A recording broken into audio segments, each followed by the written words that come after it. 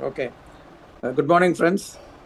So let's get on with the next round of Clinical Neurology Forum, wherein Professor Balakrishnan, Professor and Head of the Department of Neurology from PSG Medical College, Coimbatore, will be the chairperson, and Professor Arun Raj and Rajshekhar of KAP Vishwanath Medical College will be the moderators. The cases are being presented by Shirley Rose and Ganimuri, second year DM Neurology PGs from KAP Vishwanath Medical College, Trichy. Professor Bala, you can take over and continue and ask the presenters to proceed. Yes, sir. Thank you, Bala. Sir. Thank you, sir. Welcome, good morning, my teachers and my colleagues and PG students. And I welcome Dr. Rajshekhar and Dr. Arun Raj as moderators. And I think we'll straight away go for the case presentation. I don't know who's going to present the first case, Shirley Rose or Rose தான் present. Shirley Rose. Yeah, Shirley. Okay, Shirley, I think you can start your case. So I think Sunday, I think it's precious for everybody. So Okay. just start the case, and all the best. Thank you, sir.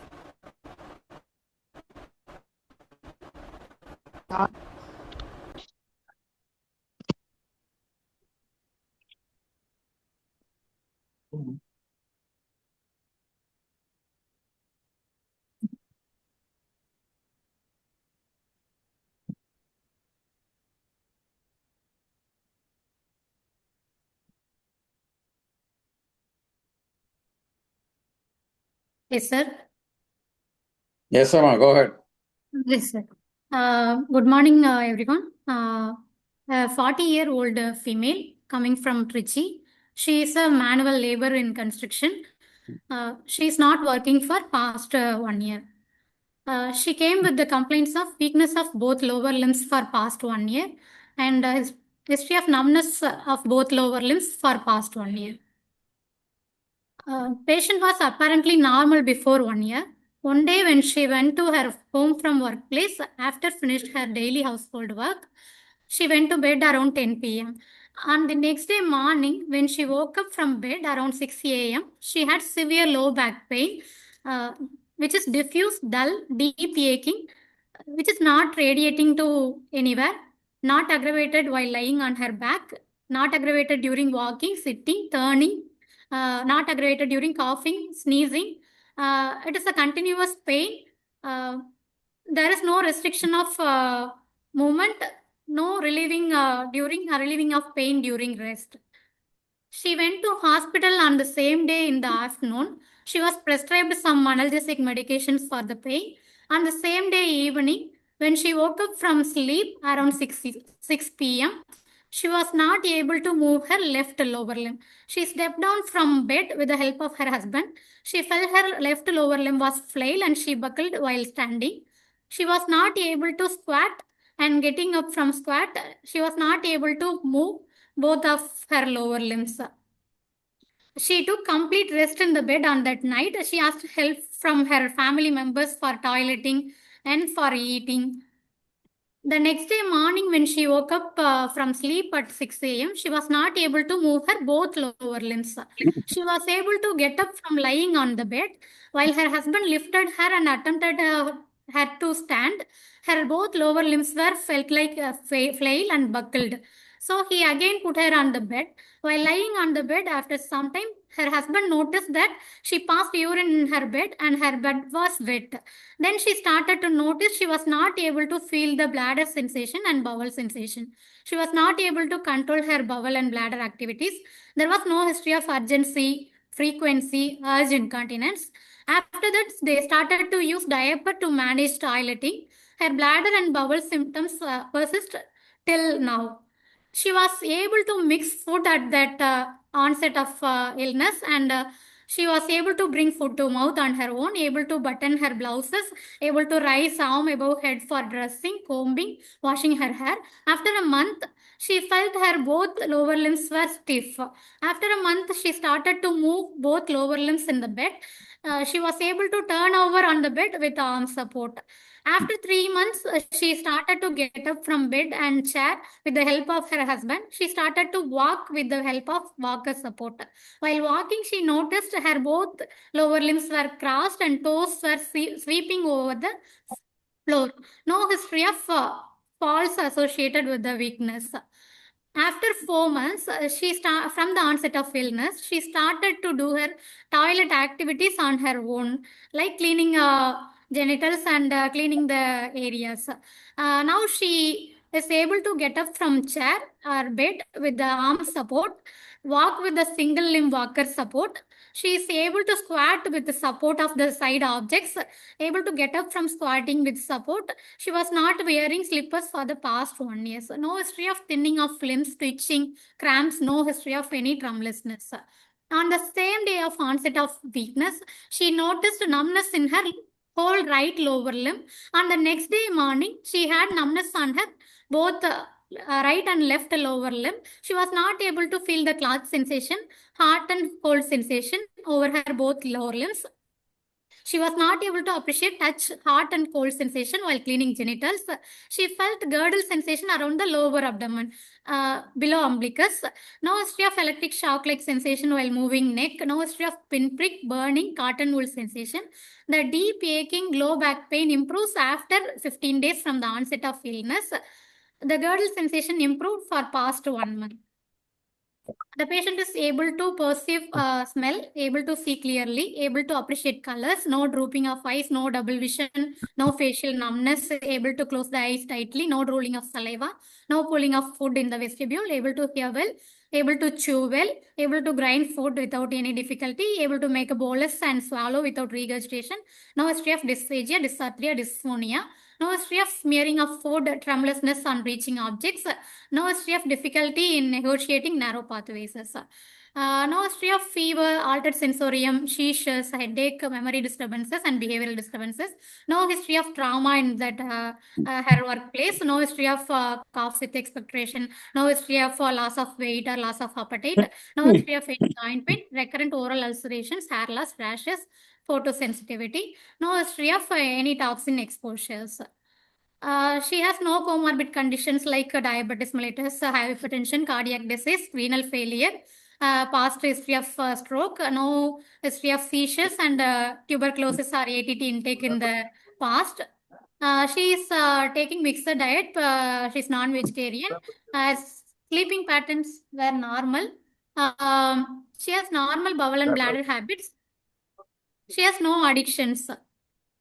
Menstrual history, she has regular menstrual period, which is lasted for 5 days in a month. Last menstrual period was 6th December 2025. She has two daughters by normal vaginal delivery. Both are alive and healthy. She was born out of non-consanguineous marriage. She has 3 younger sisters, 1 elder brother. No any other family members having similar illness in her family. No history of TB contacts in her family. Summaries. Yeah, go ahead. Yes, a 45-year-old female presented with chronic neurological illness of 1 year in the form of acute onset, rapidly progressive, initially flail weakness. Initially, it was asymmetrical and became symmetrical within 24 hours with deep funicular pain. The weakness became spastic after a month with sensory disturbance in the form of numbness in the both lower limb up to inguinal region. The girdle sensation around the lower abdomen below umbilicus. The patient has the element type of bladder without cranial nerve, cerebellar, higher mental function involvement. Madam, I have one more doubt. Whether she was treated somewhere and with the treatment she improved, or without treatment she improved? Without treatment, she improved, sir. She took some native medications from her place, village, for past 3 months. Other than she didn't have any medical history prior to the past 3 months. She improved within 1 month. Yeah. She's not consulted anybody. Yes, sir. So, but she was improving. Yeah, she was improving, and then she came to your hospital. Yeah. Yes, sir. Her complaint is now also she is not able to walk freely, mainly stiffness, and she has to go to her toileting with the support, and she need help for her daily purposes, and mainly bowel and bladder symptoms. She was now also she is not able to control her bladder and bowel. She Rose, needed to clear on her own. Rose, Yeah. Yes, sir. since your moderators are not joined, isn't it? Um, Rajsekhar or Arun Raj are not joined, no? yes, sir. Okay, doesn't matter. We'll be the moderator. Okay. Myself and Bala will be the moderator. Don't worry. Hmm. See, initially she went to a Yes. hospital and took treatment. Was she not Yes. admitted in the hospital? No, sir. She went I'm as talking about the first OPD. 2 days. First 2 Yes, sir. days. First 2 days, she first 1 day alone, she went to hospital for that pain. That we know. See, after the weakness Yes. had come on, was she not Yes, sir. hospitalized? Was she not hospitalized? No, sir. They treat and they kept her in the home, and they In started spite of her, to keep her in helping. spite of her being paraplegic, they did not take her to the hospital. Yes, sir. She came to Yes, your sir. hospital. She came to your hospital. When did she come to KAP Viswanathan Hospital? That is the first admission of her illness, and When? after that, 3 months medical. 2 weeks back, sir. So that is 1 year later. 1 year after the onset of the problem, Yes, she has sir. come to you. Correct? Yes, sir. Okay. Let me Yes, sir. summarize it for you. In other words, she had Yes, an sir. acute transverse myelitis-like picture developing within 24 Yes, to sir. 48 hours. Correct? Yes, sir. Yes, sir. So her neurologic deficit reached a peak within 48 hours.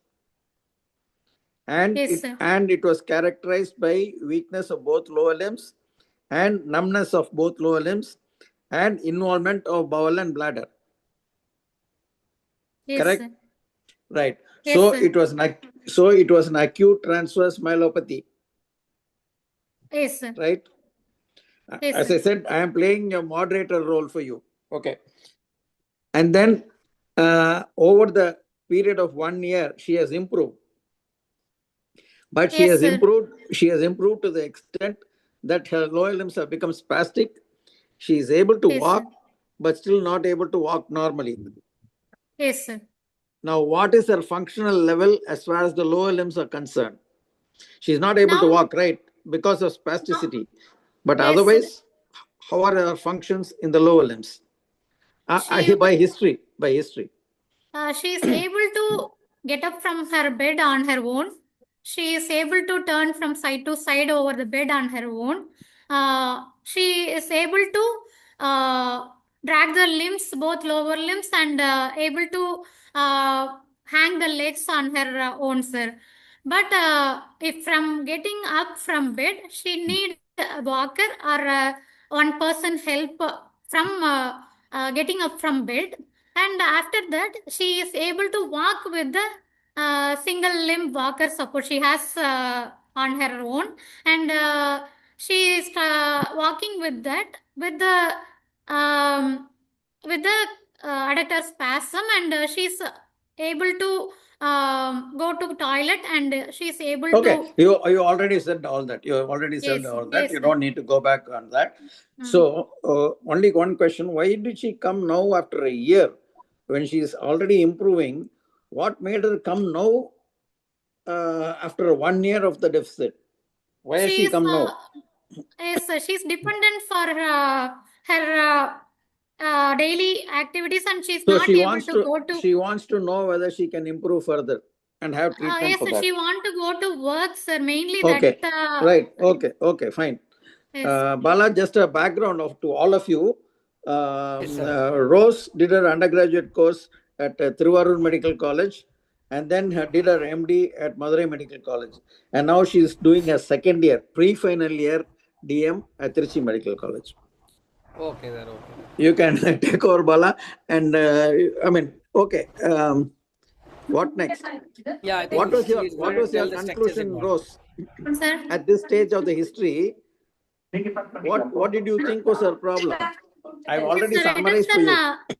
it is an acute transverse myelopathy involving motor, sensory. Yeah, all that I've already told.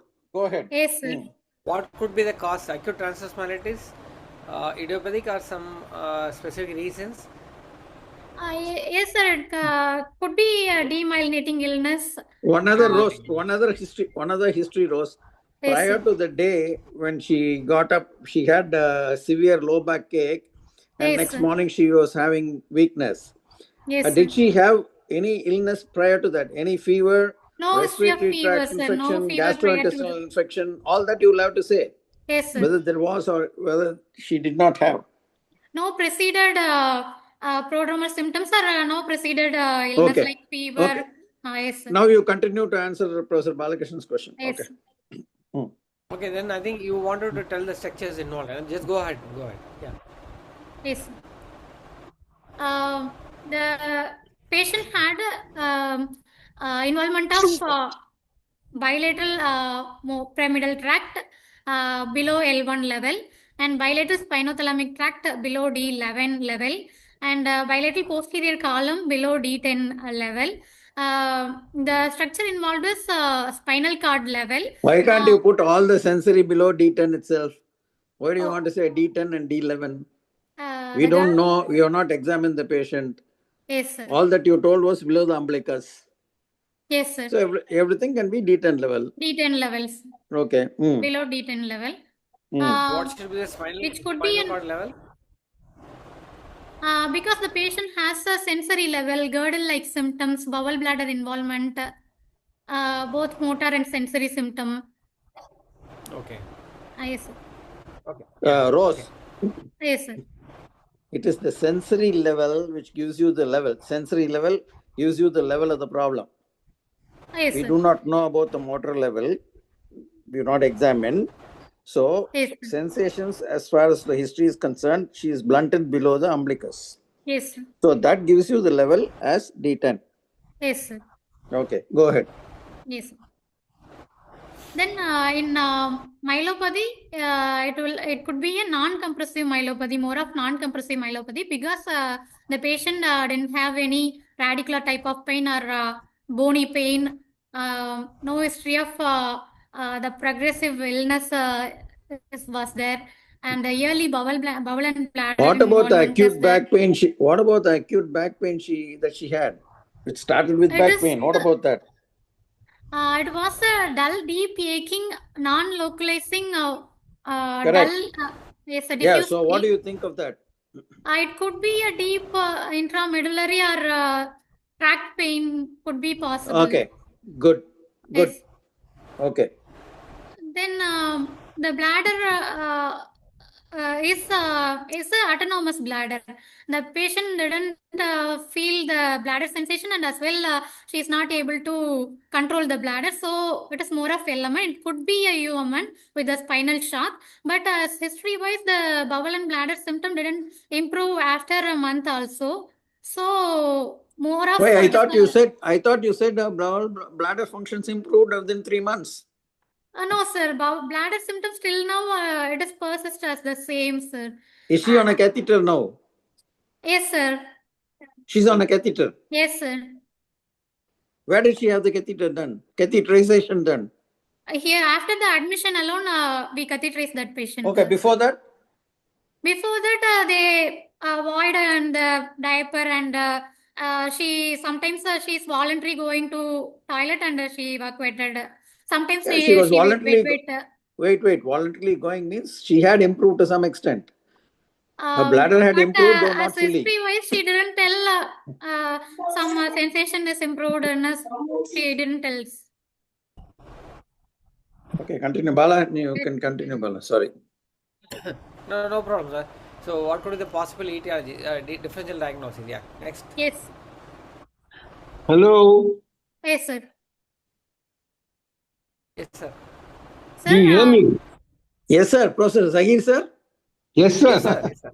Welcome, sir. ask the young lady what Yes, her sir. abdominal, is there a difference between the abdominal muscles, upper abdominal muscles and the lower abdominal muscles? Sir, she has She not gone to the tested. examination yet, sir. She has not Oh, presented her she's not come to examination the finding. examination yet, is it? No, sir. Only Yes. history, sir. Only history, sir. Oh, acha. Sir, hyperacute onset Yes, sir. developed. Hello, am I audible? Yes, sir. Yes, please. Yes, sir. Yes, sir.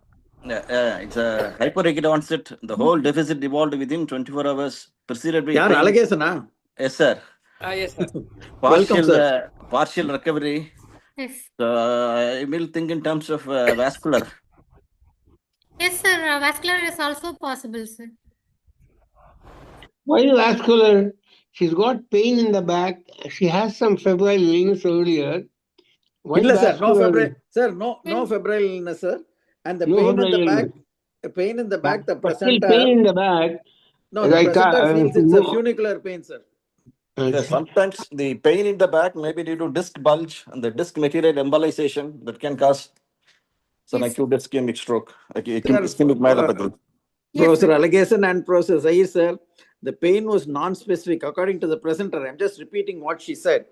It was non-specific, non-localizable, a deep boring pain, which she said was very much like a tract pain, a funicular pain, and she felt it was a tract pain and not due to extradural structures. Am I right, Rose? Yes, sir. Okay.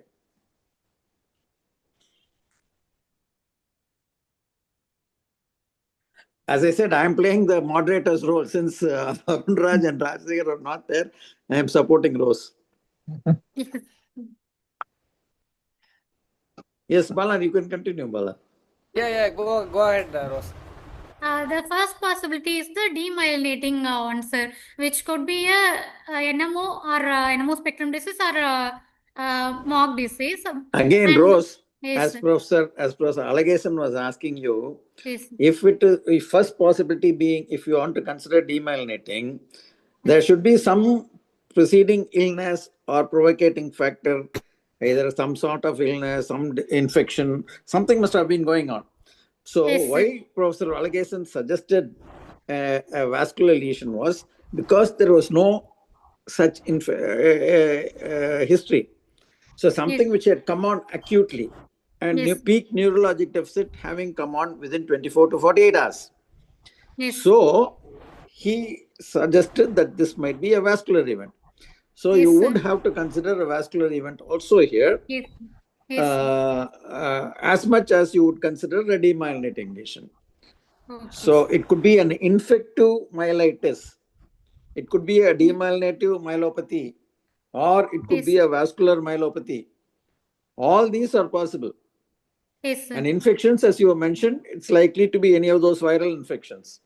Yes, sir. Viral myelitis could be possible. It could have been any of those. Yes. Okay, so all are equally possible. Yes, sir.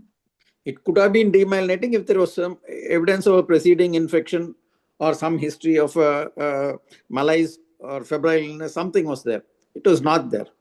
Yes, sir. So, it was not there. Yes. Though we cannot exclude demyelinating, you have to give equal weightage for a vascular event Vascular or lesion. a direct inflammation, direct myelitis. See, you said it's a transverse myelopathy-like picture. Yes. It is. You should also say it's like an intramedullary lesion. Yes. The clinical picture is suggestive of an intramedullary lesion. That's why you would think of these possibilities. Yes, sir. Continue. Yes, sir. First possibility is the vascular can be No, considered. don't change because I've said it or Allegation says it. Whatever in your unit, whatever Right. you consider, you go ahead and present that. Yes, sir. First, it is a demyelinating illness like NMO disease or MOG, and because of the patient is in the reproductive age group and middle age group, the SLE related transverse myelopathy is also should be considered, and viral myelitis caused by HSV, cytomegalovirus, varicella zoster virus, and enterovirus could be considered, and acute tumor bleed in the intramedullary region can be considered because the acute onset of illness, Okay, which is okay, rapidly okay. progressive. Okay, in the interest of time, Bala, can we go ahead with the findings? Yeah, Clinical findings, sir. Yes, sir. Yes, sir. Go ahead, ma. Yes, sir. The patient is well built, moderately nourished. She has no pallor, no icterus, no cyanosis, no clubbing, no lymphadenopathy. On general examination, patient has hyperpigmentation over both foot up to lower one-third of the leg. Bilateral pitting pedal edema is there. She has bilateral inverted plantar flexed foot with clawing of toes. Is there a gangrene on the right foot? No, sir. Vessel pulses equally felt. Because of the walking for past 9 years, she had ulcers over the toes.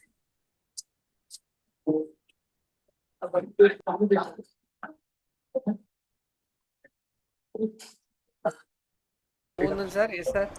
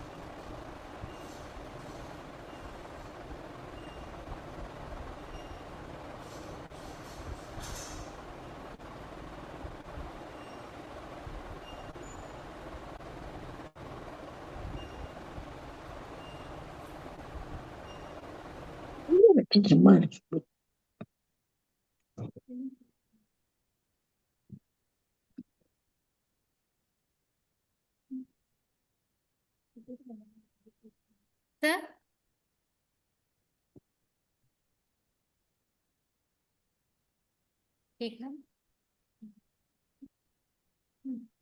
Sir? Yeah, continue. Yes, sir. Why you? Oh, sorry, you're waiting for so long. Yeah, continue. Yes, sir. My connection was lost. That's why. Okay. Okay, sir. Sorry, sir. Her vital parameters, her pulse was 80 per minute, which is regular, normal in volume and character. All peripheral pulses were felt equally bilaterally. Carotid normal on both sides, radial normal on both sides, femoral normal on both sides, dorsalis pedis normal on both sides, posterior tibial normal on both sides. Blood pressure 120 per 80 millimeter mercury in right arm in supine position. Respiratory rate 16 per minute regular. Her saturation was 98% on room air. She is conscious, oriented to time, place, person. On MMSC, she scored 30 by 30. Her speech examination is her comprehension, fluency, repetition, naming, reading, writing, copying, linguals, labials, gutturals are all normal. Memory, she is able to recover immediate and working memory. She is able to remember the recent memory, and remote memory is also normal. On cranial nerve examination, she is able to smell coffee powder on both nostrils. Visual acuity 20 by 25 on both sides. Color vision normal on both sides. Field of vision normal on both sides. Direct light reflex and indirect light reflex now present on both sides. Fundus, both the disc and macula normal on both sides. no head tilt, no eyelid position normal on both sides. Extraocular movements were full, smooth pursuit. The circuits, both horizontal and vertical circuits were accurate. Pupil were 3 millimeter and reactive on both sides. Accommodation reflex present. Sensory over the face normal on both sides. Muscles of mastications were good on both sides. Corneal and conjunctival reflex present on both sides. Jaw jerk absent. Muscles of facial expression normal on both sides. Henry's test air conduction more than bone conduction on both sides. Weber's no lateralization. No nystagmus noted. Palatal movements and saying are equal on both sides. Uvula in midline. Gag reflex normal on both sides. Palatal reflex normal on both sides. Trapezius good on both sides. Sternocleidomastoid good on both sides. Tongue no wasting, no fibrillation, no deviation on protruding the tongue. Motor power normal on both sides. The spinomotor system examination. The patient's limb attitude was in her lower limb, hip extended on both sides, externally rotated, knee extended, ankle plantar flexed, inverted, flexion of great toe and other toe present. And bulk parameters, the mid-arm 28 centimeter on both sides, mid-forearm 22 centimeter on both sides, mid-thigh 40 centimeter on both sides, mid-cuff 34 centimeter on both sides. There was no wasting. Her upper limb tone was normal on both sides. Lower limb tone spasticity present on both lower limbs. Then power examination, the patient neck flexion and extension were good. Truncal muscles were good. Abdominal muscles were good. Shoulder flexion, extension, adduction, abduction, 5/5 on both sides. Internal rotation, external rotation, 5/5 on both sides. Elbow flexion, extension, 5/5 on both sides. Wrist dorsiflexion, palmar flexion, 5/5 on both sides. Hand grip, good on both sides, 100%. Hip joint, flexion, extension, abduction, adduction, and flexion, 3/5 on both sides. Extension, 3/5 on both sides. Abduction, 3/5 on both sides. Adduction, 4/5 on both sides. Knee joint flexion, 3/5 on both sides. Extension, 4/5 on both sides. Dorsiflexion, 3/5 on both sides. Plantar flexion, 4/5 on both sides. Inversion good and eversion was weak. EHL weak on both sides. The superficial reflexes, the abdominal reflex present in all 4 quadrants. The plantar reflex were extensor on both sides. The anal reflex absent. On perirectal examination, the sphincter is lax and there was no contraction voluntarily. Jaw jerk absent. Biceps 2+ on both sides, triceps 2+ on both sides, brachioradialis 2+ on both sides, knee jerk depressed 1+ on both sides, ankle 1+ on both sides. On cerebellar examination, no incoordination noted in Rose, 1 minute. Yes, The abdominal reflex, both upper abdominal and lower abdominal, both were present. preserved. Yes, Both were preserved. yes, Okay. sir. Thank you. Yes. On cerebellar examination, no incoordination, appendicular incoordination noted both upper and lower limbs. No pendular knee jerk, no tandem gait impaired, no dysdiadochokinesia. Involuntary movement, there's no involuntary movements noted at the rest. Gait examination, she is able to get down from bed with single limb support with walker. Narrow based gait with adductor spasm on both sides. Short step length with short straight length with circumduction in both lower limb with normal arm swing. Turn with 2 steps and she sat with the support on the chair. Her sensory system examination, her face sensation over the face normal on both sides, trunk normal on both sides, C5 dermatome normal on both sides, C6, C7, C8, T1, T2 normal on both sides, L1 normal on both sides, L2 normal on both sides. From L3 dermatome, she had 50% of sensation which is noted above the normal site. L3, L4, L5, S1 dermatome, she has hypoesthesia, and perianal region also, she has hypoesthesia, thermoanesthesia also. her joint position, since interphalangeal joints of grade 2, she is not able to appreciate all the 4 responses. Interphalangeal joint of upper limb, she is able to appreciate normal. Vibration in metatarsophalangeal joint, medial malleolus, tibial tuberosity, and superior leg spine, it is absent on both sides. Spine vibration absent below L1 spine. The skull and spine examination, there was no kyphoscoliosis, no spine tenderness, no spinal bruit noted. Signs of meningeal irritation, there was no signs of meningeal irritation. There was no peripheral nerve thickening. On the other system examination, her cardiovascular system, S1, S2 here normally, no murmurs, respiratory system, no added sound, bilateral air entry present, abdomen normal on inspection and normal on palpation, no organomegalies. Autonomic functions. Rose, Sir? autonomic functions. Her sitting Not done, do not know. Yes, sir. Why is her right lower limb particularly hyperpigmented? It could be due to autonomic failures. So shouldn't you not have examined that? Yes. You said vascular is normal, pulsations are normal. Yes. So there should be a reason for that. Yes. So what was the reason for that? What did you consider as the reason? It could be due to the complete card involvement. Autonomic system is also involved. The mainly loss of the sympathetic vasomotor control, the dependent edema and hyperpigmentation could be. So you should have examined the autonomic nervous system and told what was it in the lower limbs. Yes, sir. Okay. Yes. I just wanted to point out that. Yes.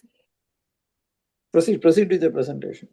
On summarizing, after the examination, middle-aged female presented with chronic neurological illness of 1 year in the form of acute onset, rapidly progressive flail weakness, which is developed over 24 hours. Weakness became spastic after a month with the sensory disturbance in the form of numbness in both lower limb with lower abdomen girdle sensation with element type of bladder.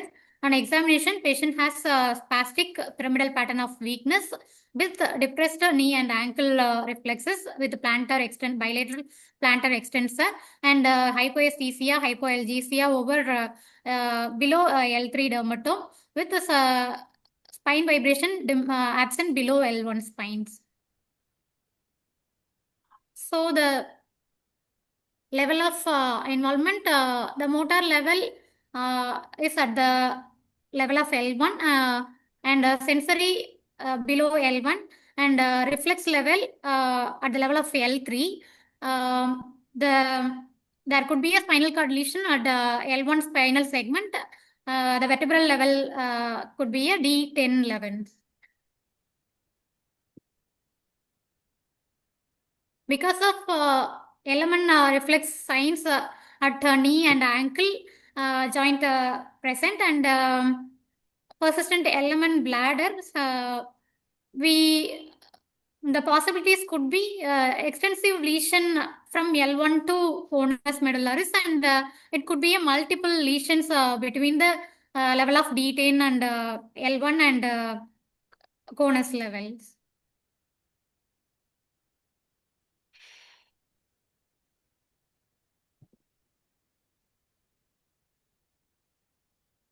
Sir? Bala, are you there? Sir, I'm there. Yes, So please. long segment lesion. Long Yes, sir. segment and predominantly involving the residual symptoms are predominantly involving the conus. Yes, sir. Why, Rose? So, What do you think is involving the conus? The bowel and bladder bladder is still strong. it is not improved, and the ankle and knee jerk is depressed now also, sir. That doesn't tell you it is conus. Okay. See, what about your sense? I was not very sure about the sensory findings which you said. You And said it is also perianal anesthesia is also. is Go ahead. present, sir. Yes, sir. And the two possibilities. One is long segment long segment lesion could be there, or multiple lesions could be there. So long segment lesion, we can suspect NMO spectrum disorder and MOG again, and it could be a Mog is SLE the mild. only one. Yes, sir. Mog is the only lesion predominantly involving the Conus. Yes, sir. Yeah, among these two, I think Mog should be the MOG is first the one first one. rather than NMO. Yeah. Yes. Then second is vascular. The infection at segmental artery can cause transverse myelitis, and infection at conus also present with this type of picture. The hematomyelia or AV malformation, acute compromise could cause this type of picture. And again, even the prodromal symptoms is not there, and viral myelitis could be at the lower possibility, and other two are rare possibility, tumor bleed and spinal at the level of conus. Yeah, just go ahead with investigations. I think anybody want to contribute before the investigation, sir? Anybody wants to contribute? Any possibility of involved under epiconus? Yes, sir. It is started from the L1 segment, sir. So, epiconus and conus both are involved in this patient. Is there any involvement of T2, D12? No, sir. As per examination, she didn't have any abdominal sensory or reflex or no motor findings also. She's able to get it. Okay. Yes. So, anybody else can give a suggestion to the etiology before just she goes for investigations? Ramakrishnan wants to say something. Yes, Ramakrishnan? Yes, sir. Just for my understanding, sir, because if we consider the conus lesion at this point of time, it will be difficult because at the onset it could be. But even now, she has got absent reflexes or a bladder's involvement, which may not be explained by MOG antibody disease, because by this time she should have developed either vehement bladder symptoms or reflexes would have begun brisk. So either there is a lesion which is even persisting, or there is a discordance between the motor improvement and the bladder symptom. So MOG little hesitant, I feel, sir. More likely to be a vascular, that is what I feel, sir. Thank you. Shobhavati, you want to say something? No, sir. No, sir. Okay. So Just Rose, go ahead. Yeah. Yes, Rose, sir. do you think it's I'm coming to the anatomical level. Do you think it's Yes, a sir. myelopathy alone, or do you think it's a myeloradiculopathy? I'm just confusing you. Doesn't matter. Just go ahead. Yes, sir. In myeloradiculopathy, there is no radicular symptoms, sir. Is the sensory No involvement radical. suggestive? No, is the sensory involvement suggestive of a radicular involvement? Sir, but there is yes, sir, but reflex are diminished, so we can take it, but at the level of L3 to L2, L3, L4, and ankle reflex also diminished, but So to confuse you more, can I yes, say sir. this is like a cauda-conus lesion? Yes, sir. But Sure. No, you diffuse see. cauda-conal lesion should be progressive. In this patient, it is plateau. No. See, whatever it was acute in onset.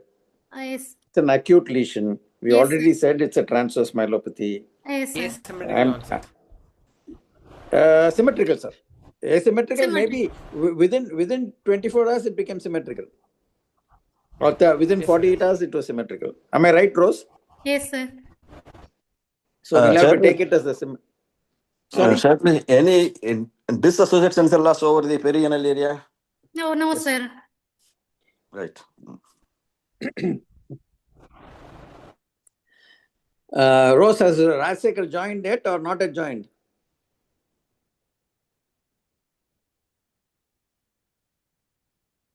No, sir. Okay, continue. Sorry, you Yes. continue. You will have to talk. Yes. Right, Yes. continue. So, good exercise. Continue. On progress, No, no. proceed to for investigation. Let the chairperson say whether to proceed further. Continue Yes. the investigation. Yeah. Hemogram investigations, her HB was 11.6 gram per deciliter. Total count was 10,100 millimeter per cells per mm cube, and platelet count were 2.9 lakhs. MCV 83 femtoliter. Hematocrit 37 percentage. PTINR 15.4 and 0.8, and random blood sugar level was 104. Sodium 131 and potassium 4.4 milliequivalent. Urea creatinine level within normal limit 26.6 and total blood 0.6 milligram per deciliter. Liver profile was also normal. CRP, her CRP was negative. Electrocardiogram findings, her heart rate was 82 per minute, regular sinus rhythm, no STT changes. Her chest X-ray were normal, and her viral VCTC and viral markers also negatives. On progress with MRI Dasalam spine with the whole spine screening. There was flowoids with the tortuous vessels are seen over the perimedullary region from D10 to L4 levels. Seen in both anterior and posterior dura. Tortuous perimedullary vessels were seen, and prominent vessels also seen around conus, which is a possible nidus at the level of L1, and which could be a type 2 spinal glomus AVM of conus medullaris. The nidus approximately measures 9 cross 6 millimeter and is seen at L1 to L2 disc level. Post contrast images shows enhancement at minimally nidus level. This is a sagittal section T2 weighted image showing the extensive perimedullary AV malformation lesions, flowoids around the D10 to L4 level, and on our axial section from L1, there's both intramedullary and perimedullary vascular lesion flowoids are present. On MRI brain screening, normal, there was no findings noted. Progressed to DSA for this patient. On DSA,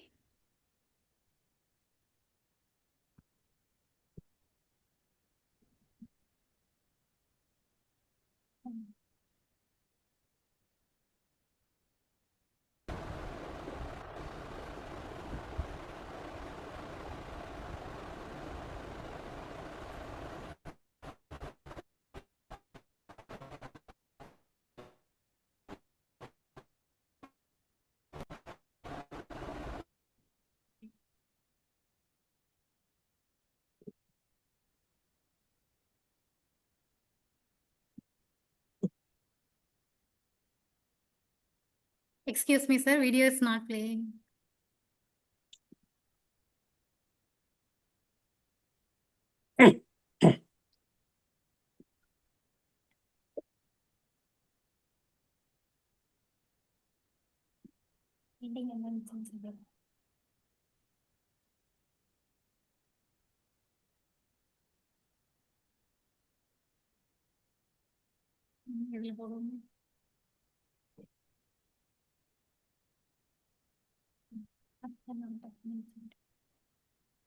Excuse me, sir. Okay, if it's not playing, leave it. Yes. Tell us the findings. There was no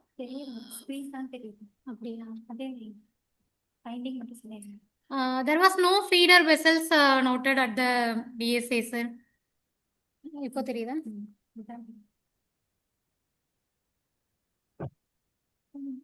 No feeder vessels noted at DSA, sir. The DSA findings were normal, and the surgery So was. what was the conclusion? There was no feeder vessels at the DSA procedure, sir. But what else did it show? They Did it show an did AVM at all? No AVM. no, sir. The feeder vessels not appreciated in the DSA, but on surgical table, the AVMs, multiple AVMs at the level of D11 to L4, they did D11 to D12 to L2 laminectomy with excision, microscopic excision of AVMs, sir.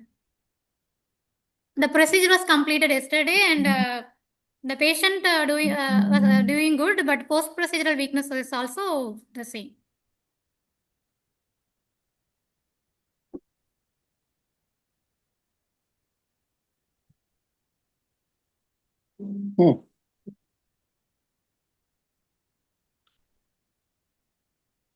Whether her bowel and bladder improved? No, sir. Now also she is catheterized, but on post-operative monitoring, we should follow up this. So But what it's too could have early, isn't caused it? It's her only deficits? Sir? What could have caused her deficits in the initial period, like 1 year back? Now you are seeing only the AVM. Yes, sir. Pleural AV fistula. Okay. So what could have caused the deficits in the first, maybe first time when she had a back pain? It could be a vascular compromise at that time, sir. No, it could be a bleed. The hematomyelina could also be possible, sir. On table, there was the AVM alone was noted, and she recovered from the acute illness. No. Why I'm asking is, Yes, see, sir. the AVM is there for a long time. Okay. Yes, sir. Yes, And sir. what could have caused the decompensation, acute decompensation? Why she is worsened acutely? Yes, Maybe because she might have had some bleed, and which might have resolved. That's why she had some improvement even without any treatment. yes, sir. The bleed So- and yes, sir. Subsequent resolution of the bleed might have caused the improvement in the patient's symptoms. Yes, Okay, but because we have not treated the basic disease, she had a persisting symptoms. yes. Rose, it could have Bala also. It could have been an infarct also. It could have been an ischemic insult. Yeah, ischemic insult also. Yes, sir. It could have been an ischemic insult, Yes, which is probably more likely because, of course, if it had been a bleed, it would have been a severe pain. But it looks more like an infarct. And the reason why she has not improved now is because the damage has already been done. What you have done now is you have resected the AVM so that she will not have any further neurologic problems.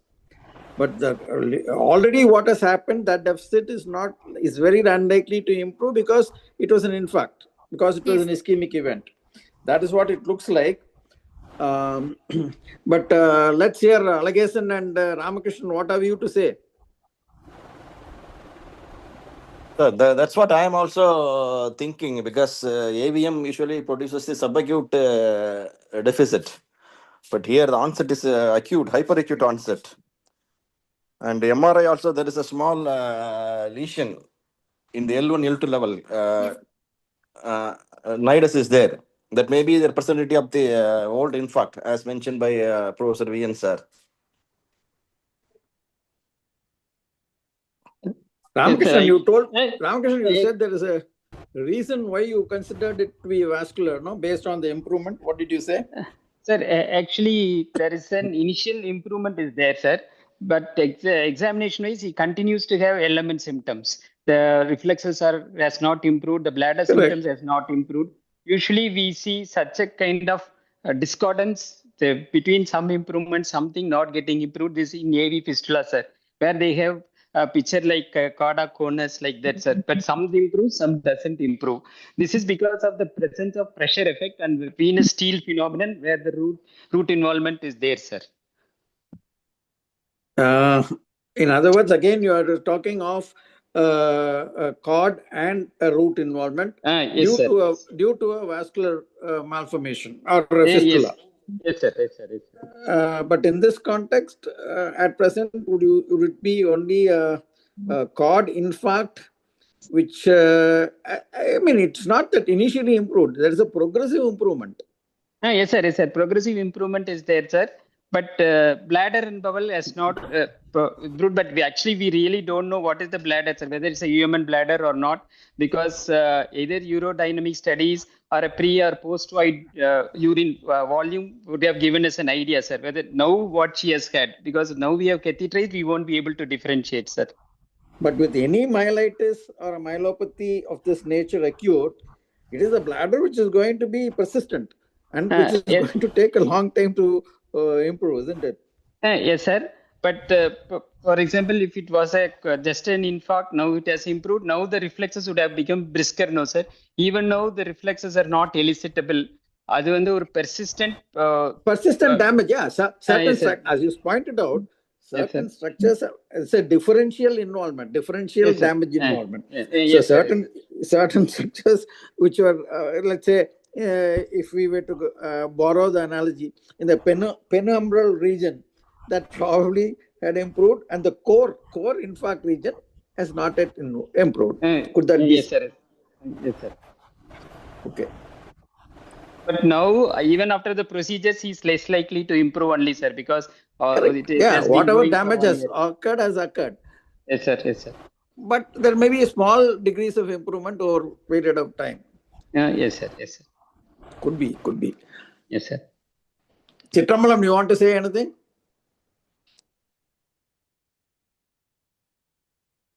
Proceed now, Bala. Proceed. Good morning, sir. Good morning, sir. You want to say Sir. anything? Yes, sir. Sir, the spelling of consanguineous, just wanted to correct. One E was missing. Sorry. One, sir. Okay, thank you. Rose, you will have to thank him for that. Yes, sir. Yes, sir. Thank you. Second one, sir.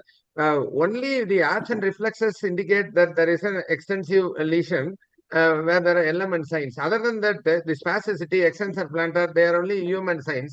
So only based on the absent reflexes, we postulate a long lesion or a multiple lesion. Is it, sir? Yes, Should we do correct. that? Because she was telling always at L1, alt L3 like that. But whenever we have a sensory or sensory level or motor level, reflex level, we always say the lesion is above L1, above L3 only. Oh. Only because there is an absent reflexes, everything sensory, everything we say at. How can we say when the sensory level is L1, we say the lesion is above L1. But how do they say it is at L1 or below L1? In the exams, when you have to present when the sensory level is L1, we say the lesion is above L1 because it's a tract involvement. It can be the cervical cord. Then why should you say L1, at L1? How can you say the sensory level is at L1? Yes. So that's a basic Rose, doubt. பதில் சொல்லுமா?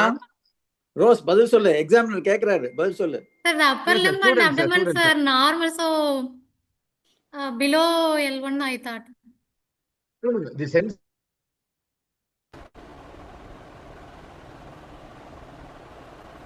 sensory level, you have loss of sensation below L1 level. Yes, Is sir. it?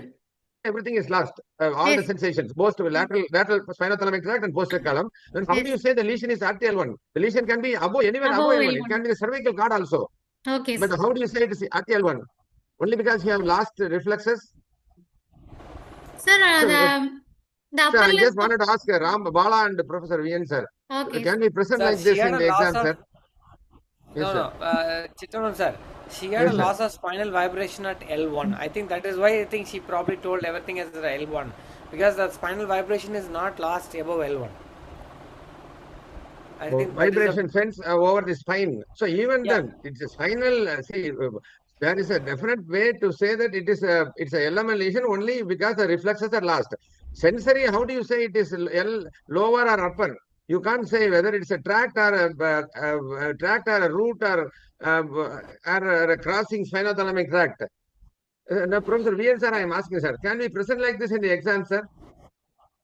No, you can't say it is a root involvement. You say it's a cord involvement. Cord involvement, Yes, the sensory level is at L1. The sensory deficit is below L1.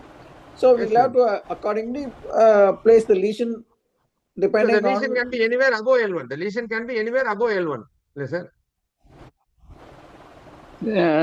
Sir, I really don't know. Probably examiners will be knowing better. But I think Yes, sir. sensory level, we have to say it L1, sir. Reflexes, you can say.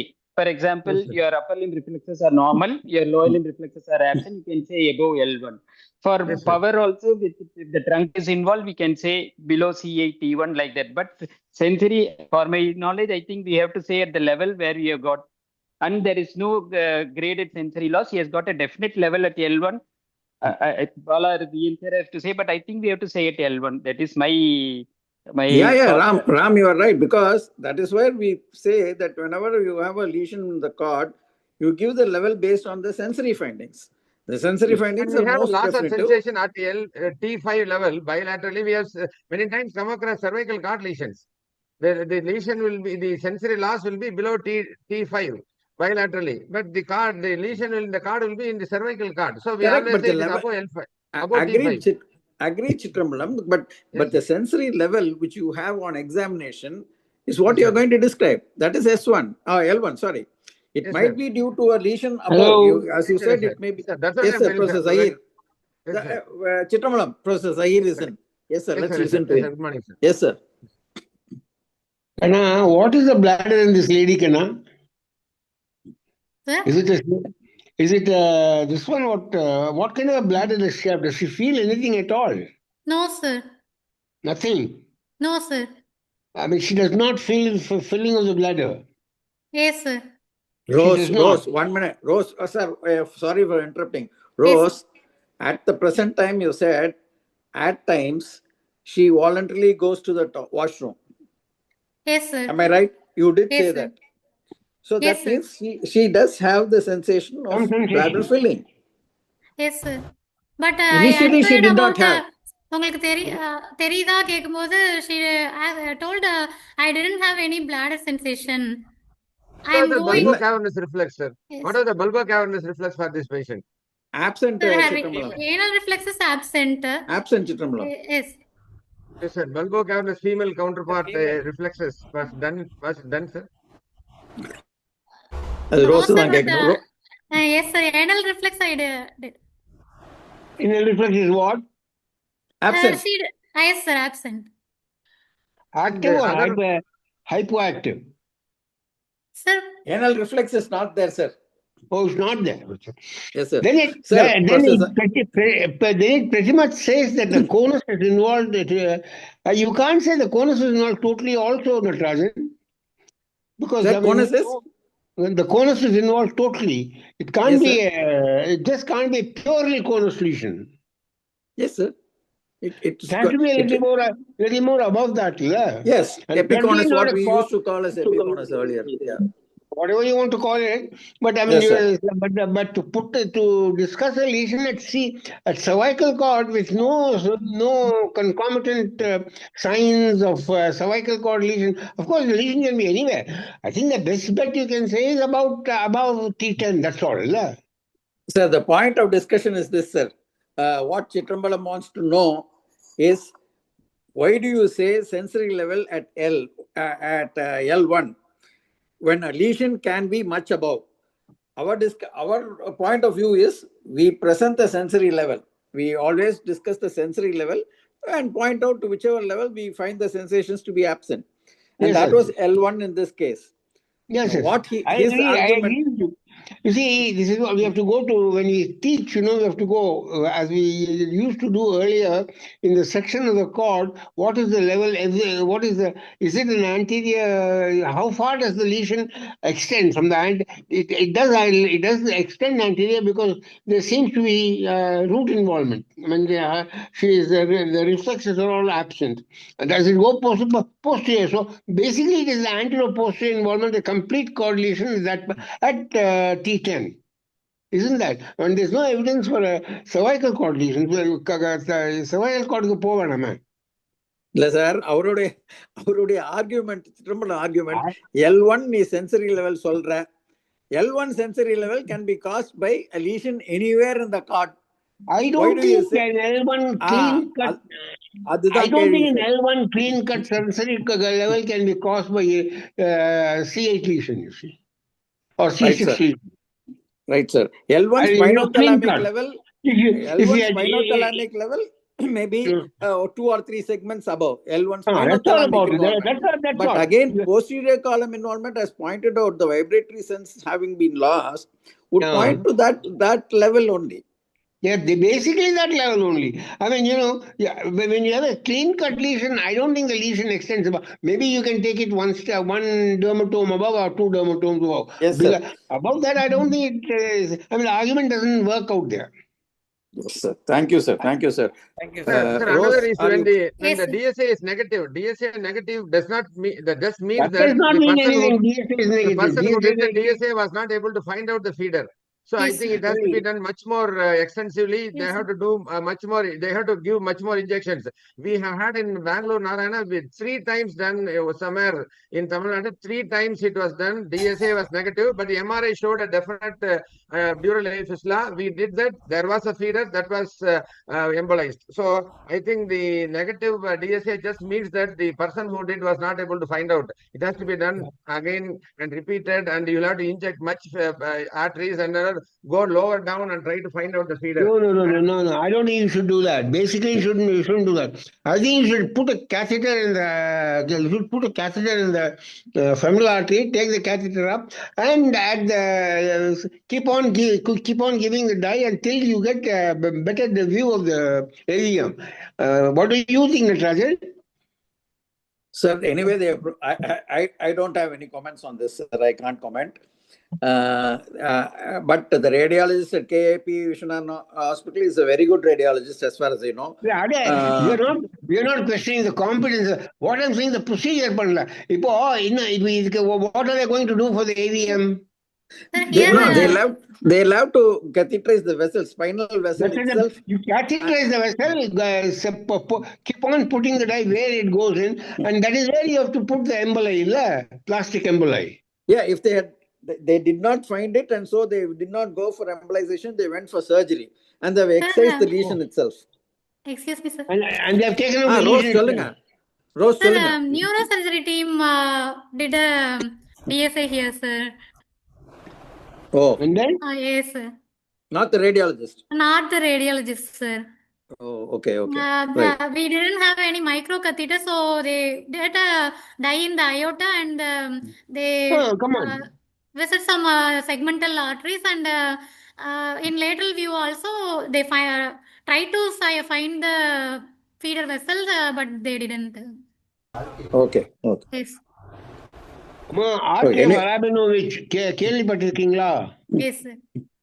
Okay. Then what would have done is you would have started embolizing through the artery of Rabinovich, so that most of the AVM will get occluded. I don't think you can dispose of the whole AVM. Has she improved after the surgical procedure? Sir, procedure was done only yesterday, sir. Yes, sir. Oh, okay. And it's too early to comment on that, sir. We'll have to wait. Yes, sir.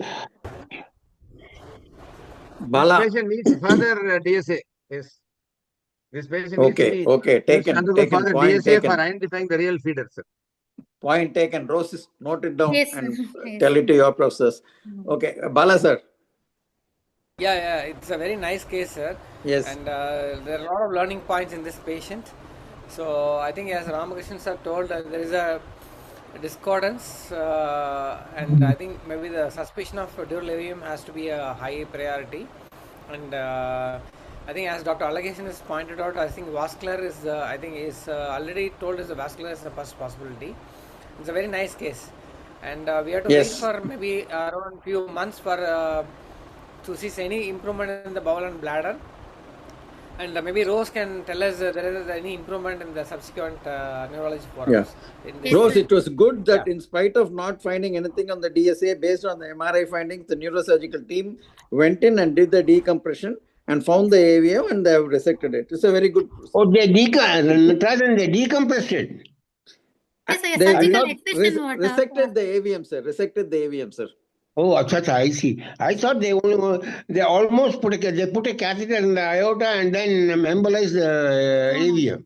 No, sir. They were not able to find the feeder vessel, so they have not embolized. They have resected the AVM itself. I see. Okay. Natarajan, if you resect Sir. these areas, once you go through, open the spinal canal and take out the areas, then the improvement. I mean, it may not increase, but I don't think you'll get any improvement, Natarajan. That's what I said. So no, we didn't expect improvement, but only thing it can prevent further neurological deficits. Possible. It might be, but I don't think once you dissect out the AVM, there will be no improvement. Yes, sir. Okay, thank you, sir. And Thank you, I think sir. for want of time. Yes, There is sir. one more Yes, case. Yes, Bala. Go ahead, please. Yes. Thank I you, think Rose. we'll Thank you for the Thank you, sir. excellent case. Thank you. Yeah, and we request Dr. Kanimali to start her case. Ganimari also is a second year DMPG, pre-final year. And she graduated from Chidambaram Muthaya Medical College. And she did her MD at Thoothukudi Medical College. Yes, Ganimari, go ahead. Yeah, go ahead.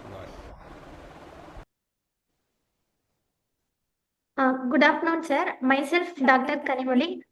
Today I am going to present the case of beyond the patch, the diagnostic challenge of single limb sensory loss. Ma, there's an echo. Please stay a little beyond your mic. Go back from the mic. Yes. Yes, sir. Here, coming to the presenting complaints, am I audible, sir? You are audible. Still the echo is there. Okay. Speaker madam. Here, the case, Mr. Ansar Ali, 42-year-old male patient, who is residing at Trichy, auto driver by occupation, studied 8th standard, admitted with the chief complaints of numbness of left lower limb for past 10 years. Here, he was apparently normal 10 years back, after which one day, while applying soap during bathing, he noticed there is a small coin-shaped numbness above the left knee, which is gradually progressive in nature. And the numbness ascend and descend at the same time over the period of 2 years, and at the end of 2 years, it involved the entire left lower limb. He was not able to delineate the exact extension of the numbness. And then for past 7 years, it is static, it involve only the left lower limb. He noticed there is a difficulty. He noticed difficulty to differentiate the hot and cold sensation while bathing in the same left lower limb. After bathing also, while using towel to gently pad his skin to dry, he noticed there is a decreased towel perception over that area. He had difficulty to pursue the cloths over there. While cooking in his backyard, his wife and daughter noticed there is a blub in the left calf.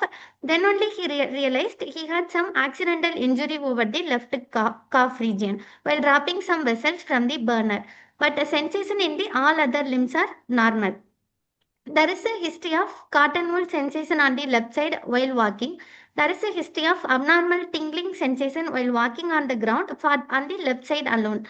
There is no history of band-like sensation over his body, no history of electric shock-like sensation on flexing neck, no history of pins and needle sensation over the foot. No history of swaying while walking. There is no history of worsening on closing eyes. No history of difficulty in negotiating narrow pathway. No history of smearing of food while eating. He noticed some hair loss over the left lower limb initially, which is initially patchy, and then over the 2 years, he lost all his hairs over the left lower limb within period of 2 years. Then that also remained static for the 7 years, and all other limbs, the hair losses remain intact. There is a history of reduced sweating over the left lower limb. There is a history of grayish discoloration over the left lower limb. These are the findings for the past 9 years. There is a history of loss of early morning erection for the past 2 years. There is a history of ejaculatory failure also. He noticed these two complaints for the past 2 years alone. He able to pursue the bladder sensation. He able to void completely. There is no history of post-voidal residual urine, no history of urgency, hesitancy as well as incontinence. There is a history of constipation there for past 2 years. He is able to pursue the smell well. He able to roll her eyeballs on all the sides. He able to sensation over the face. Able to chew well. There is no history of deviation of angle of mouth. Able to pursue taste. No, he is able to hear sounds. Able to swallow well and able to turn side to side also. And he able to marshalling of the food using the tongue. There is no history suggestive of weakness of the both upper limb as well as lower limb. He able to turn side to side. He able to rise neck from the bed. There is no history of fasciculation as well as muscle twitching. There is no history of tremulousness and posturing of the limbs. There is no history of speech disturbances, no history of memory or behavioral disturbances, no history of back pain, no history of loss of weight or loss of appetite, no history of dryness of mouth as well as dryness of eyes, no history of heavy metal exposure and drug exposure, no history of abdominal pain, nausea, vomiting, fever as well as rashes. Past history, he is not a known case of diabetic hypertensive, epilepsy, bronchial asthma as well as pulmonary TB. And personal history is he is a chronic alcoholic for past 10 years. He last consumed 10 days back. He follows mixed diet. His bladder habits are normal. Sleep cycle is normal. This is the family history. There is no similar illness running in his family also. Here the summary of the patient. A 42-year-old male with no significant family history, admitted with chronic neurological illness in the form of slowly progressive numbness of the left lower limb, which is progressive for first 2 years, then remains static for 7 years, with autonomic symptom in the form of reduced sweating, discoloration, hair loss for the 9 years, and yearly erection failure for past 2 years, with intact higher mental function, cranial nerve, motor, and cerebellum. Sir? Okay, the symptoms are only in the left lower limb. It's a sensory autonomic function disturbance. Yes, sir. Only And left lower limb. apart from the left lower limb, there is a history of loss of erection, ejaculation, as well as constipation. Yes, sir. So it is the autonomic disturbance is more widespread rather than being confined to the left lower limb. Left lower limb, yes, sir. This is the summary, isn't it? Yes, sir. Okay. If Bala agrees, in the interest of time, you can proceed with the examination. What, Bala? Yes, sir. Yes, sir. We'll go ahead, sir. Because we are not going to find out more. Let's go to the findings. Yes, sir. Here, from the summary of the patient, the localization, the most probable structure involved is the first primary structure, I think, is peripheral nerve. Here, pure sensory, large as well as small fiber is involved. And autonomic fiber, small fiber is involved. And the second probable structure involved is we also think of plexus also. Plexus also we can get the unilateral sensory loss and the autonomic changes are predominant. But the point against the plexus is there is no back pain, there is no motor weakness, and there is not any patchy sensory loss according to the plexus involvement. Then radical also we have to think. Unilateral sensory loss. Here the point against is there is no radicular pain, there is no motor weakness, and radical there is not much of autonomic symptom predominant. So atypical CADP also we have to keep in mind. Then these are the least likely structure involved, but since one limb is involved, I also considered a spinal cord as well. Here, Brown-Sequard syndrome is considered, sir. The points favoring towards Brown-Sequard syndrome is since it is the single limb involvement and the autonomic findings are predominant. The point against is here all the sensation are lost on the same side of the level. But in case of Brown-Sequard means ipsilateral fine touch vibration is affected, contralateral other tracks are affected. So all the sensation lost on the same side of the level, and there is no definite sensory level in this case. So these are the point against the spinal cord. And I also keep in mind medulla as well as parietal cortex, but these are less likely because UMN lesion mostly present in the hemisensory loss involvement, but here only single loss involvement, so these are less likely. So the most possible structure involved is peripheral nerve. So the pathology behind this, since it is a chronic one, I think of metabolic condition like diabetic. Then second etiology is due to either infective condition, either due to HIV, leprosy, Lyme's disease, also keep in mind, sir. And autoimmune disease, it is secondary to Sjogren. We can get vasculitis and thereby we are getting the single limb sensory loss. But the point against vasculitis is there is no significant pain in this case. And immune mediated condition also keep in mind. And these are the differential we thought for this case.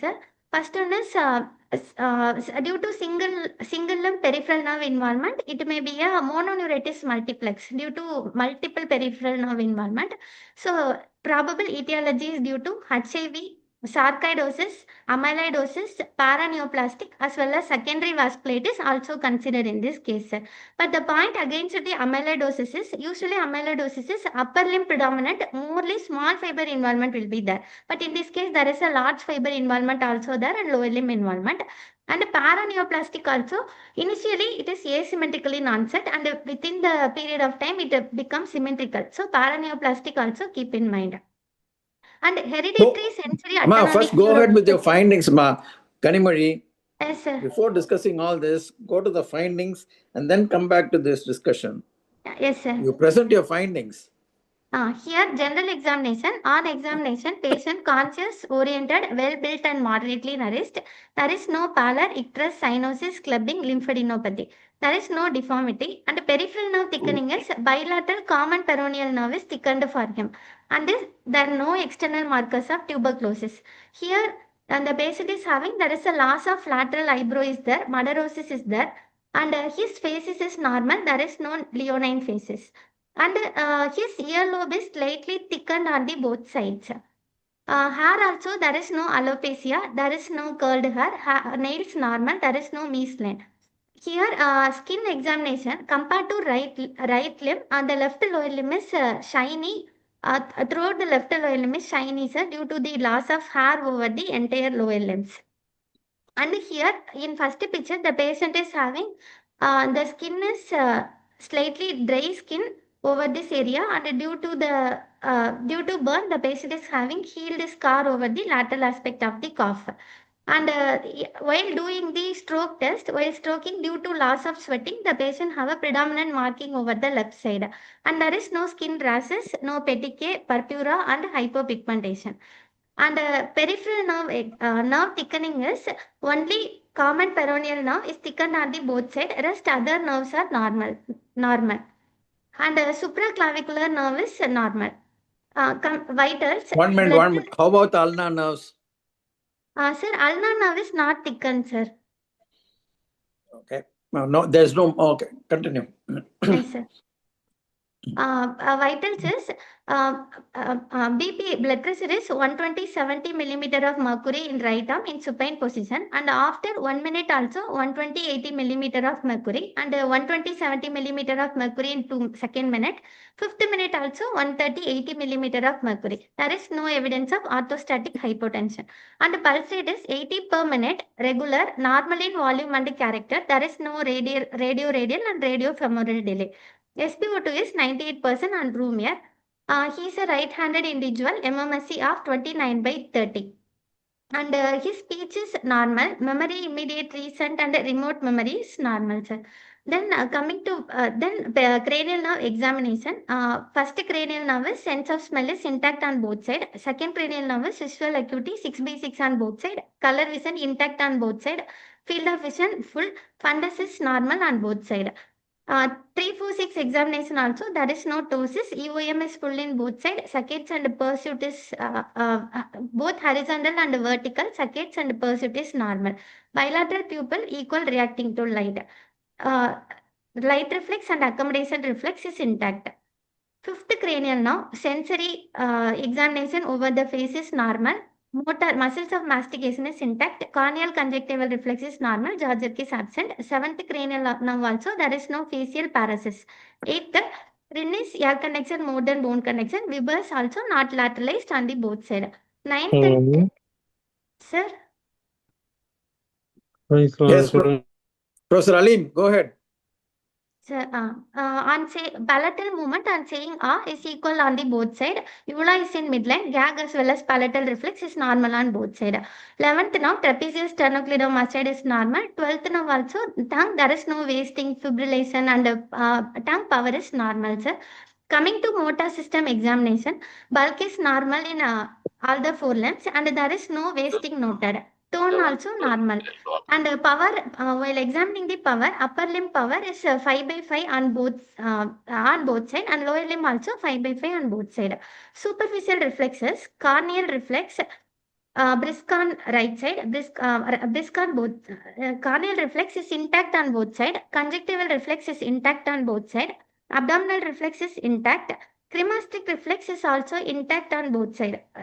Intact on both side. Bulbocavernous reflex is intact, and plantar is bilateral flexor. Then deep tendon reflexes, biceps jerk, brisk on both side. Triceps brisk on both side. Supinator also brisk on both side. Knee jerk, brisk on right side, absent on the left side. Ankle jerk also present on present on right side, absent on the left side. Knee reflex and ankle is absent on the left side. Here is the sensory examination finding for this patient. Here the patient is having in left lower limb. The sensory is examined in both dermatomal as well as radicular patterns. In radicular and peripheral nerve patterns. Here the patient is having sensory loss over the entire left lower limb, but this ilioinguinal region is spared. The nerve pattern followed is obturator nerve, femoral nerve, lateral cutaneous nerve of thigh, and saphenous sural nerve, and the entire dorsum of the foot as well as the posterior aspect sensory is absent. Sir. Patient is having 30%, is able to perceive only 30% compared to the opposite side. Crude touch, fine touch, pain and temperature is lost on the left side, sir. And the vibration is also impaired on the left great toe, both left great toe and medial as well as lateral malleolus, and tibial tuberosity on the left side. The time to vibration on the left side, he able to perceive only the 6 seconds. The other limb is normal. Anterior superior iliac spine vibration is intact on the both side. Upper limb vibration is also intact. Joint sense, position sense is impaired on the left side alone. Cortical sensation, graphesthesia, stereognosis, and a 2-point discrimination is intact for him. While examination, a patient rhombox is negative, sir. He able to stand alone with the closing eyes. But while doing the refined rhombox, ask the patient to place one step, 1 foot above the another foot. He is not able to stand. There is a swaying present. So refined rhombox is positive for the patient. Pseudoathetosis is absent. Tandem walking is intact. He able to walk. There is no cerebellar signs. Skull and spine examination is normal. Autonomic testing done for him is supine supine BP is 120/80 millimeter of mercury. After 5 minutes also there is no drop in BP. There is no evidence of orthostatic hypotension present. And while doing deep breathing, inspiration and expiration also, the RR interval in expiration and inspiration is compared. The ratio also more than 1.4, and there is no evidence of autonomic dysfunction present. Valsalva maneuver also, there is no evidence of abnormality present. While flowing air up to 40 millimeter of mercury, the Valsalva maneuver also, the normal value is more than 1.2. For him also, it's normal. Then while doing hand grip, he is doing hand grip for more than 30 minutes.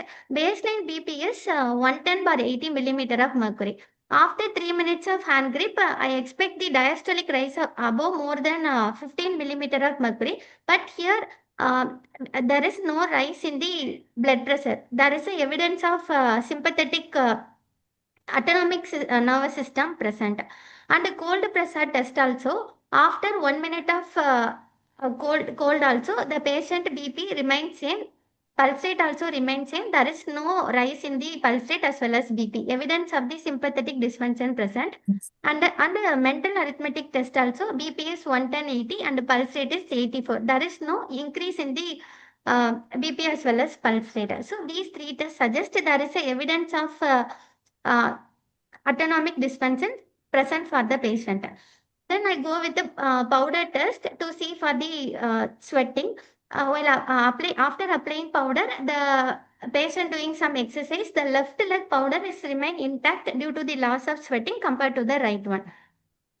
And other system examination is cardiovascular system S1, S2 present. There is no murmur. Respiratory system bilateral air entry present. Per abdomen soft. There is no organomegaly. Genital examination, there is no ulcer and sensation is intact over the genital region. Sir?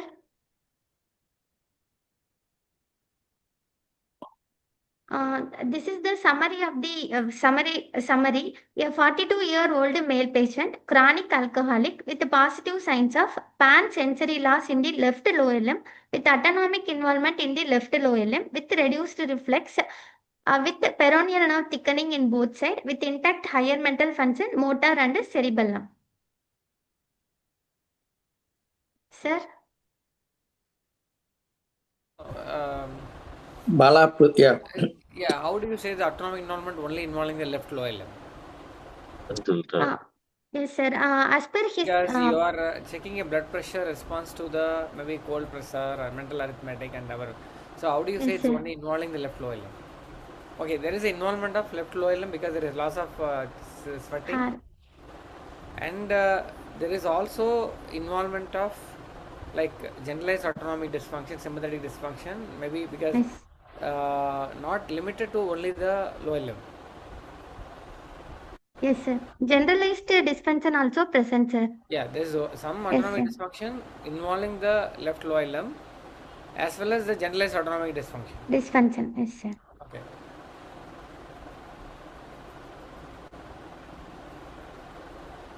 Kanimali, so proceed. Yes, sir. So what have we got here? Yes, sir. Investigation is hemoglobin is 14.5 milligram per deciliter. Total count is 9,900. RBC is 4.7 million. Platelet 1.6 lakhs. RBC 121. Serum urea 21. Creatinine 0.9. LFT is normal. Sodium 136. Potassium 4.2. ESR 38. Chest X-ray is normal. And ICTC non-reactive, VDRL negative, viral markers negative, ANA by immunofluorescence method is negative, CMCA, PMCA, vasculitis profilis negative for him. Here Schirmer test done for the patient. There is a wetting of the Schirmer strip more than 15 millimeter. And ultrasound abdomen and pelvis done. There is a no post-viral residual urine present. Ultrasound scrotum also testicular size is normal. CT brain normal. Here NCS findings are in the MOTA study, right median, both median now latency and amplitude is normal. Ulnar now only right ulnar there is a comparatively slightly amplitude only reduced. And lower limb motor now, right tibial now latency and amplitude is normal. Left tibial now which is not obtained. And common peroneal now, right side is normal. Left common peroneal now not obtained. And sensory study, right median nerve is normal, left median nerve amplitude and latency is normal. Ulnar nerve latency and amplitude is within normal limits. Sural nerve, right sural is latency 1.37, amplitude 8.26. Left sural not obtained. And FA present, sir. H reflex present on the right side but absent on the left side. And in NCS, there is no evidence of conduction block as well as temporal dispersion present. And this is the MRI spine done for the patient, sir. In MRI, LS spine with the whole spine screening, there is no abnormality present, sir. Myelogram picture also normal. We proceeded with a skin biopsy for the patient. There is a thin epidermis with dense collagen bundles in the dermis. No evidence of granuloma. There is a possibility of scleroderma. There is no evidence suggestive of Hansen disease. Done in, this is the report shown in the skin biopsy report, sir. This is the nerve ultrasound done for the patient. In nerve ultrasound also, all the nerves are normal except the common peroneal nerve. Only in common peroneal nerve there is slight thickening is there. Slight thickening is seen on the common peroneal nerve alone. Then we proceeded with the nerve biopsy from the nerve. Kanimali, the common peroneal nerve is only on one side, on the left side alone, is it? No, sir. Both side it is slightly thickened, sir. Both side, both right as well as left side, the nerve is slightly thickened, sir. Only few millimeters, only slightly thickened, sir. Not significant thickening is there, sir, on both sides. Okay. So we done a sural nerve biopsy, sir. The sural nerve biopsy source. This is the report from the in the sural nerve biopsy. Here, nerve biopsy, which shows the hyalinized epineurium, perineurium with the complete hyalinization of the fascicle, mild chronic inflammatory infiltrate noted in the perineurium spilling over into endoneurium and around the endoneural and epineurial blood vessel. There is no granuloma. K-PAL stain, which shows the near total loss of myelinated nerve fiber. And Phyte Farrakhan stain also negative for leprobacillus. The impression from the neuropathology report we get is it's a chronic Hansen neuritis. What Chronic made them? Hansen's neuritis, sir. Hansen's. Yeah, what made them suspect Hansen's? Or give the impression that it's Hansen's? Yes, sir. Because due to the chronic inflammatory infiltrate and the loss of myelinated nerve fiber, they are suspects, sir. No, but why Due to Hansen's? They did not find anything, no leprobacillus. There is no Yes, sir. typical finding of Hansen. Somebody is asking why not amyloid. Anusha is asking why not amyloid. Yes, sir. Amyloid actually we have to stain for Congo red stains. Yes. Amyloidosis, there is not this much of myelinated nerve fiber loss will be there, sir. Only small fibers are predominantly involved, unmyelinated nerve. So, since the patient is having myelinated nerve fiber loss and inflammatory infiltrates are there, we discussed with the PGs in IMHAN, sir. They also said due to chronicity, the bacillus is negative, sir. Okay. Yes, sir. Any other way of confirming Hansen's?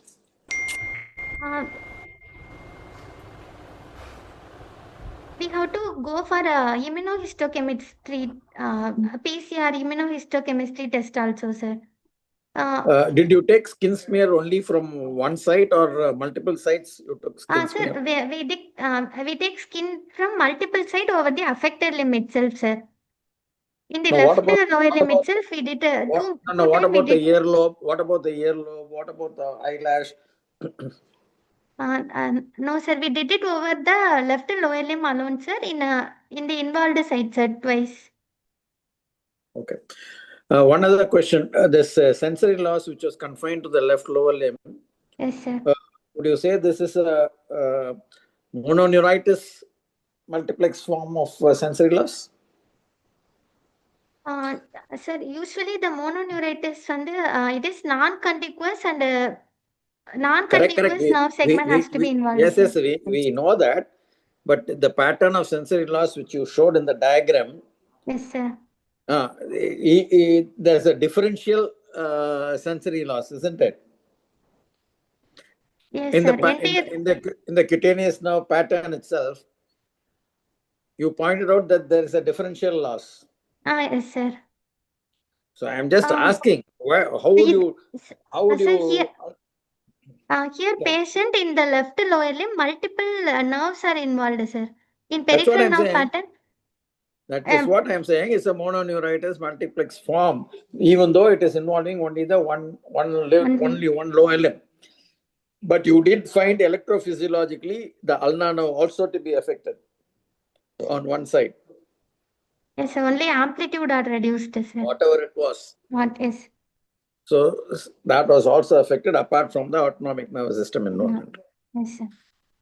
Bala, you can proceed, Bala. There are views sir, others actually also. the nerve conduction, sir, the right tibial nerve is also around 3, sir. I think the left was around normal, I think, as I remember. And when there may be some explanation for the generalized autonomic involvement, sympathetic involvement. So how do you explain maybe the sympathetic, maybe some abnormalities in autonomic testing, maybe involving the sympathetic fibers of the other areas, like how do you explain? Leprosy, there is a predominant autonomic Hansen disease itself can cause other autonomic involvement, sir. So that's why the patient is having generalized autonomic involvement over other site also.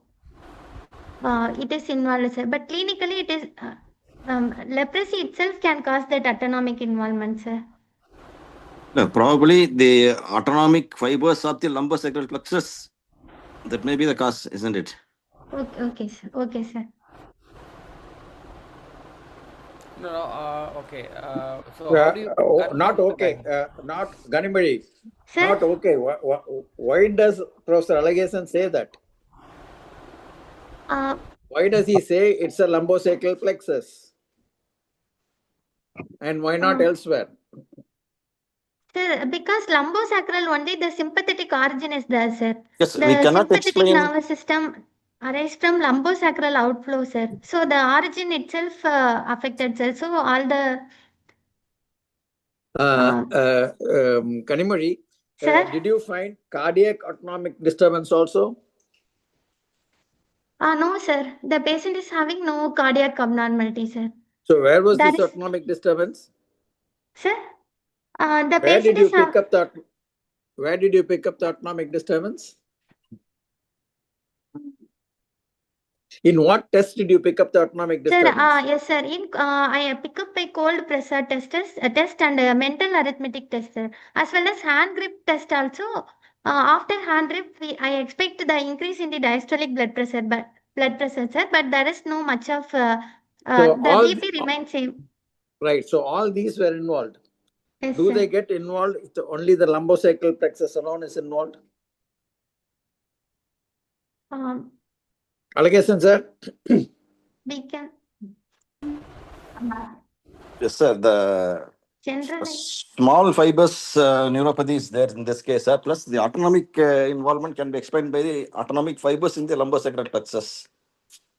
Is that alone enough sufficient to explain the other findings, like a cold pressure test and mental arithmetic test? Can all that be explained by lumbosacral plexus autonomic involvement? Sir, usually the sympathetic origins from the thoracolumbar outflow, sir. So all these tests are predominantly tell about sympathetic nervous system function, sir. So because of this one, lumbosacral sympathetic fiber involvement also patient may get, sir. And another thing also, we can suspect the generalized autonomic involvement also we have to suspect, sir. I am asking only that. Is it a generalized autonomic disturbance or is it autonomic disturbance confined only to the lumbosacral plexus? Based on your findings on examination. Yes. Ganimali, in your case, you have palpated the common peroneal nerve. Yes, sir. Have you palpated the posterior tibial and sural nerve in the affected limb? Sir, sural nerve I palpated, sir, but it is not thickened, sir. Even on ultrasound also we try to visualize the sural nerve, sir.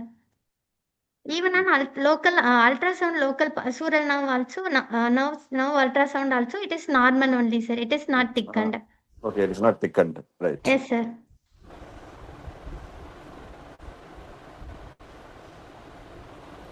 So have you maybe did you search the literature? Have you had patients like this, like one lower limb, all the nerves involved because of some nerve disease like Hansen's?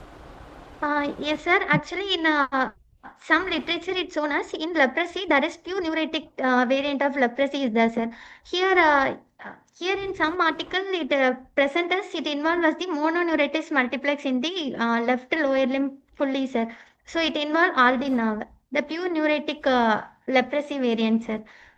And it is rare variant, only among 4 to 10% of leprosy it present like this, sir. No, there's any like all the nerves of sensory nerves of lower limbs. Any case like pure neuritic Hansen's we all know, but Yes, whether it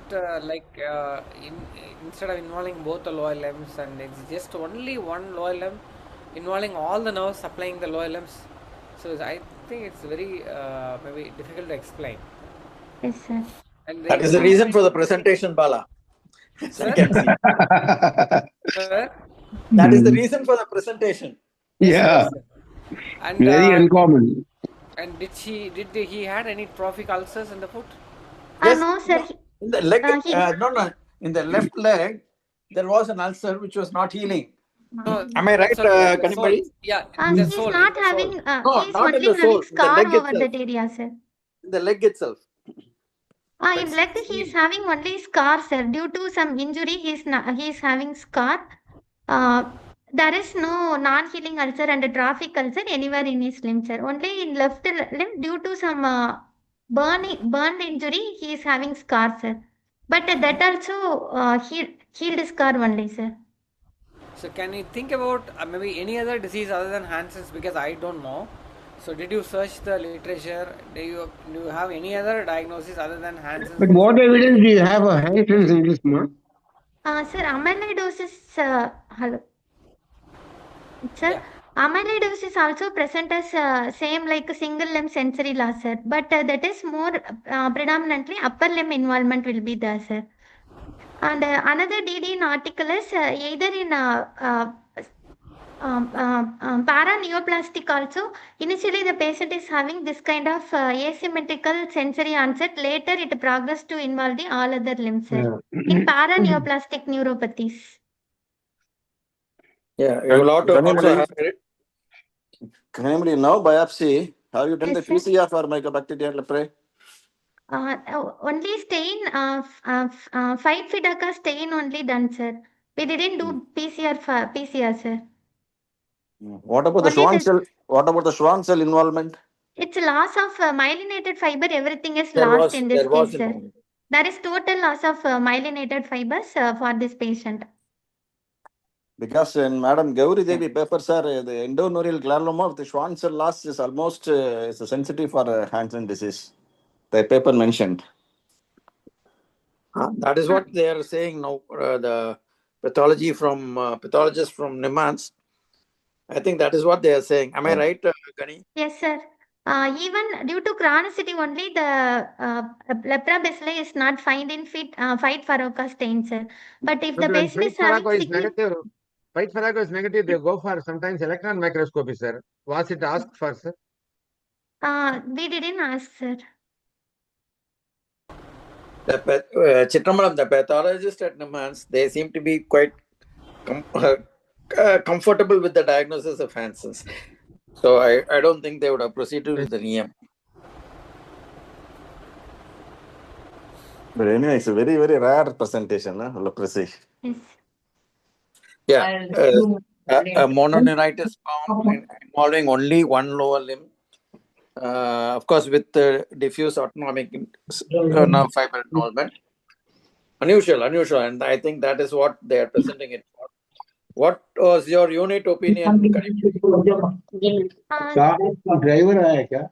Yes, sir. Sir also tell it is more likely to be leprosy, sir. But we also considered atypical CADP also.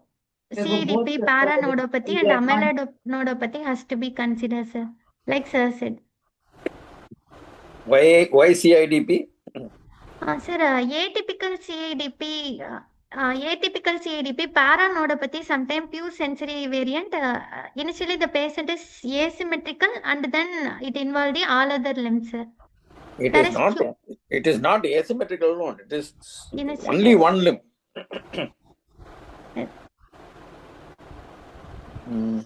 Yeah, Is there ultrasound evidence for any other no, sir. sensory Sir involvement, said sir? it is more likely leprosy, sir. Rajsekharan sir said it is more likely due to leprosy. That only there is a predominant small fiber neuropathy will be there, sir. Sir is enforced on the leprosy only, sir. Okay. Any sensory nerve involvement in NCS other than the left lower limb? No, sir. All other nerves are normal, sir. Only left sural nerve is not obtained. All other aptitude and latency is normal in all other nerves, sir. Sensory. Ulnar nerve in conduction. Also normal. Normal, sir.